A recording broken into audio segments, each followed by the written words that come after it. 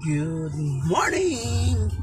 Po si Manong Paul and welcome back to my channel. And today po, ang routine namin or ang pupuntahan namin ay yung Hadwan Bridge. And po matatagpuan sa Hadwan, I think part siya ng, pag tumawid ka ng bridge, sabi nila part nito ng Kapas, Tarlac yun. For Tarlac. Pero dito lang tayo sa may Pampanga side. And mas maganda daw earlier na nandoon. So let's see. Let's get ready. And medyo gloomy ngayon, kaya medyo mas magandang pumunta ngayon doon kasi malamig pa. Mahirap daw pumunta doon pag mainit. Kaya may kasama tayo mga senior citizen. Abangan niyo po ang ating vlog doon. Alright guys, welcome to Hadwan Bridge. Yay! So, nararamdaman mo parang nagbabibrate siya pero oops. Yan. Gumagalaw siya, maganda naman siya, matibay. Oh. Oh. Si Kuya Roldan at ang kanyang esposa. Pati motor? OMG, ibig sabihin matibay siya. Ibig sabihin matibay siya. Kasi may Medyo doon sa harap, okay siya. Pero pag nasa gitna ka, medyo nakakaramdam naman ng konting takot. Hadwan Bridge. Dito tayo sa From Mabalacat to Hadwan Bridge. we are in Hadwan Bridge. Ma, tara ma. Kasi may sabang bats. Ma, tara na ma.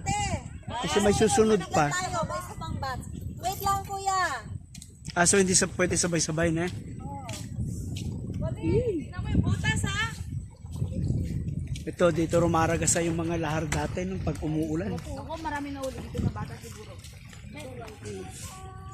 So tingin lang tayo sa May butas mo ni.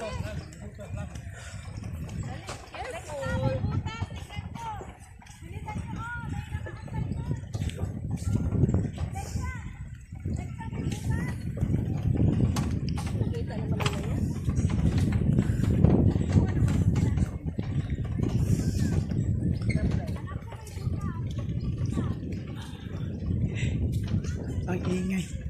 Yung ninenervyos. At eto, patawid na tayo ng Hadwan Falls. Yung nakita ko sa video, parang yung pababa ng sementado, parang patag. Pero, pababa siya. So mamaya, pabalik natin. Paakyat. At nandito na tayo sa kabilang dako ng tulay. Siguro ito mga 300 o 200 meters din yung haba nito. At naririnig mo yung lumalagit-ngit. At pagdating dito, eto na.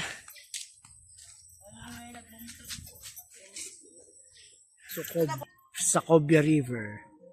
Ito yun yung Sacobia Bridge. Ito naman yung Hadwan River, ay Hadwan Bridge. Hanging bridge. Tapos paakyat doon yung Hadwan Falls. Kanina, meron kami nakitang mga ATV. And so far, hindi naman siya yung bridge talaga na hanging bridge na nakakatakot. Kasi may mga napuntahan na rin akong bridge na mas mataas pa dito. Pero, pag tinignan mo, enjoy naman siya. Mali na kayo!